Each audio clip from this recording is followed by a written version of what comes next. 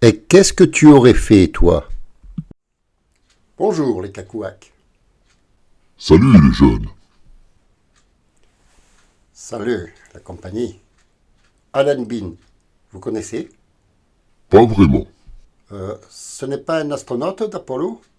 Si, Alan Laverne Bean était un officier de marine, aviateur, pilote d'essai, ingénieur aéronautique, astronaute ainsi que peintre. Il fit entre autres partie d'Apollo 12, la seconde mission lunaire en novembre 1969, en compagnie de Pete Conrad, rien à voir avec l'acteur Robert Conrad. Enfin, je ne crois pas. Et le commandant de bord, Richard Gordon, qui lui restera en orbite autour de la Lune. Alan Bean fut le quatrième homme à marcher sur la Lune, à l'âge de 37 ans. Dans l'idée de se photographier en compagnie de Pete Conrad, il embarqua clandestinement un retardateur, mais une fois sur la Lune, il n'arrivait pas à le retrouver.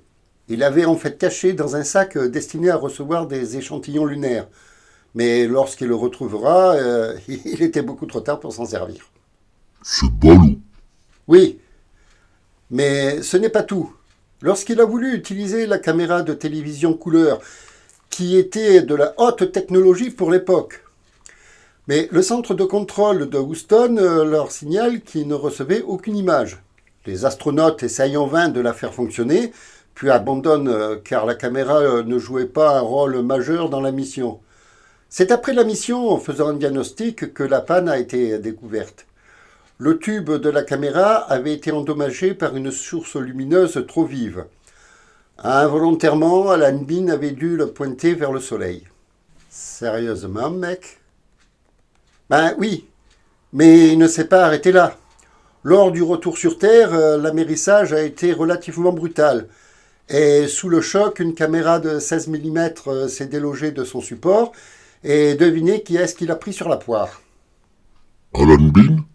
Exactement. Il n'a été que légèrement blessé. Enfin, il a quand même eu une coupure de 2,5 cm qui lui a valu 6 points de suture. Mais c'est une calamité, ce mec. Il a raison. Je ne sais pas. Parce que, entre nous, qu'est-ce que tu aurais fait, toi? Mieux que lui, je pense. C'est sûr. Je m'adresse également à toi qui regarde cette vidéo. Qu'est-ce que tu aurais fait, toi?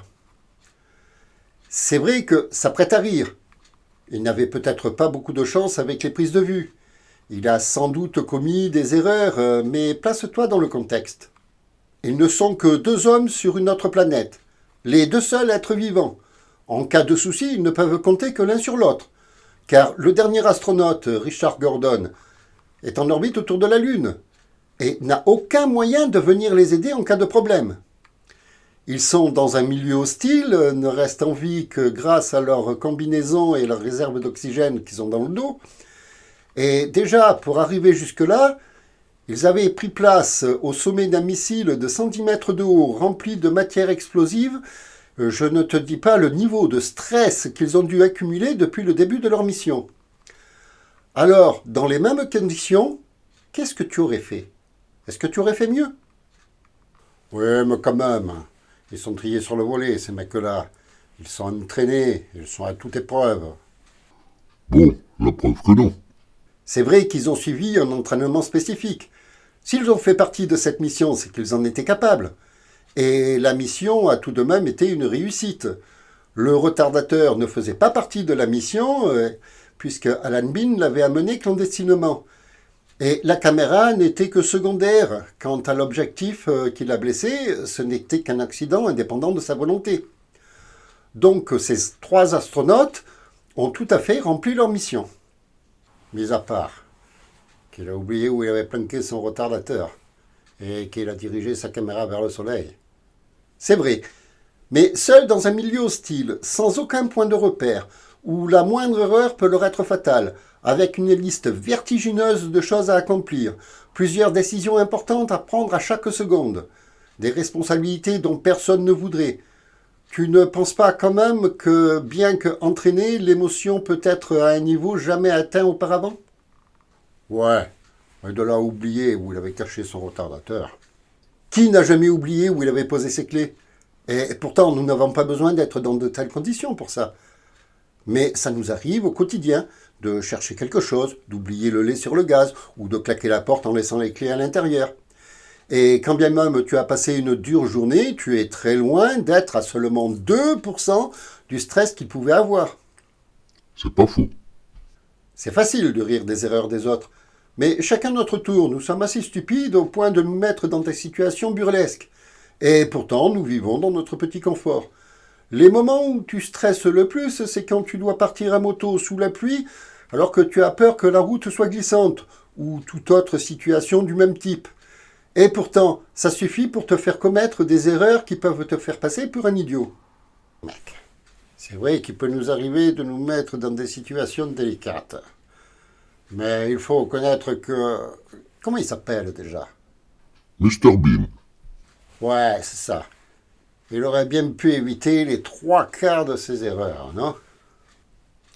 En fait, tu sais, pour mon premier saut en parachute, j'ai vérifié je ne sais combien de fois si je n'avais pas commis d'erreur en m'équipant. Et lorsque j'ai passé la porte de l'avion, je n'étais plus vraiment certain de faire dans l'ordre tout ce que je devais faire. Et pourtant, il ne s'agissait que d'un simple saut en parachute. Où tu veux en venir, mec? Que sauter en parachute, ça peut être impressionnant, oui, mais ce n'est pas plus compliqué que bon nombre d'autres choses. Pourtant, même après avoir suivi un entraînement rigoureux, j'ai commis plein d'erreurs alors que ce n'est pas plus compliqué que ça. Marcher sur la Lune me semble être aux antipodes d'un simple saut en parachute. Et pourtant, à bien y réfléchir, Alan Bean n'a franchement pas commis une seule erreur qui aurait pu mettre la mission en péril.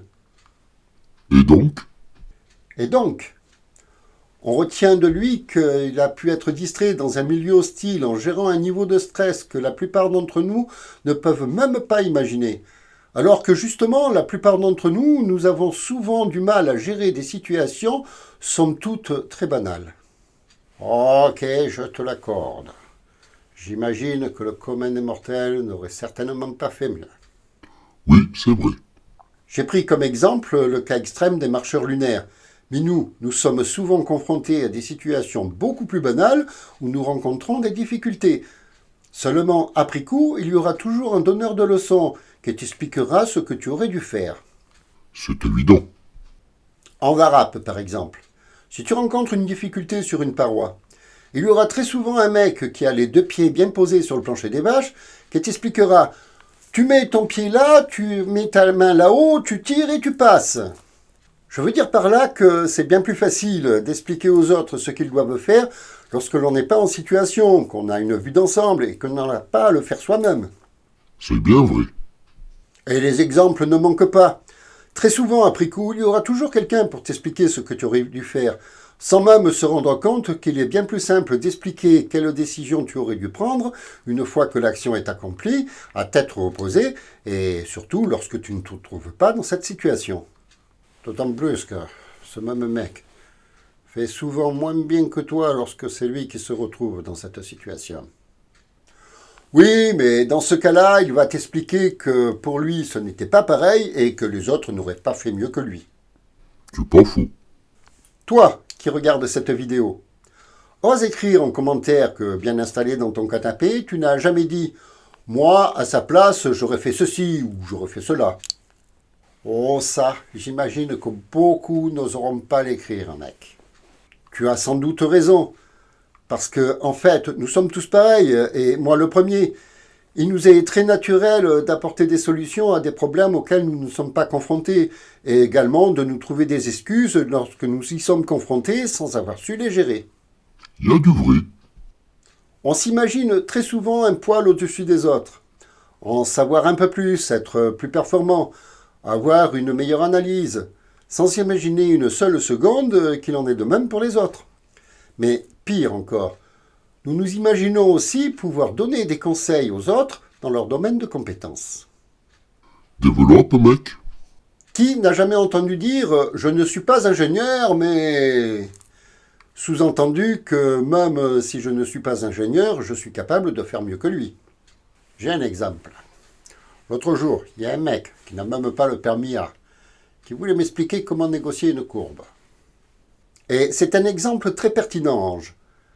Bon nombre d'entre nous s'imaginent être sur le haut du panier, se sentent très facilement un cran au-dessus des autres. Mais la plupart du temps, ce n'est même pas conscient. Pourquoi, mec? Parce que notre cerveau est fait ainsi. Il a horreur de l'échec. Il va donc nous remonter automatiquement un cran au-dessus des autres pour nous éviter de nous sentir défavorisés. Nous avons tous un domaine de compétences. Il y en a qui sont incollables en astrophysique et d'autres qui seront durs à battre à la pétanque.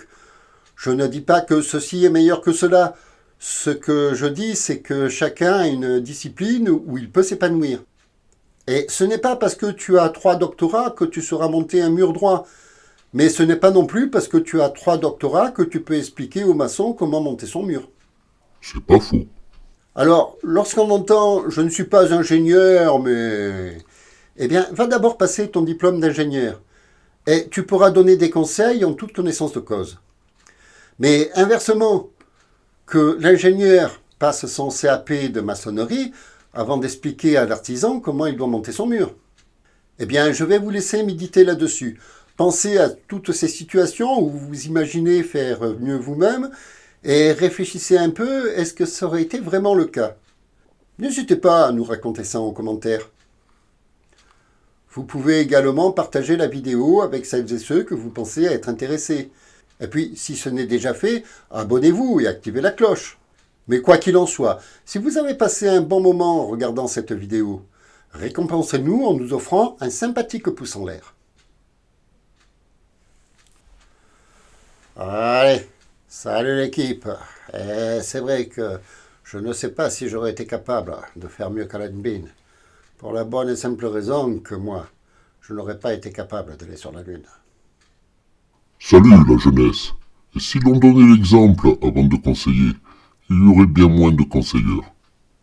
Quel que soit le sujet, prenez toujours le temps et le plaisir d'en discuter les uns avec les autres. C'est important d'avoir l'avis des autres. Au revoir à toutes et à tous, et je vous donne rendez-vous dans la prochaine vidéo.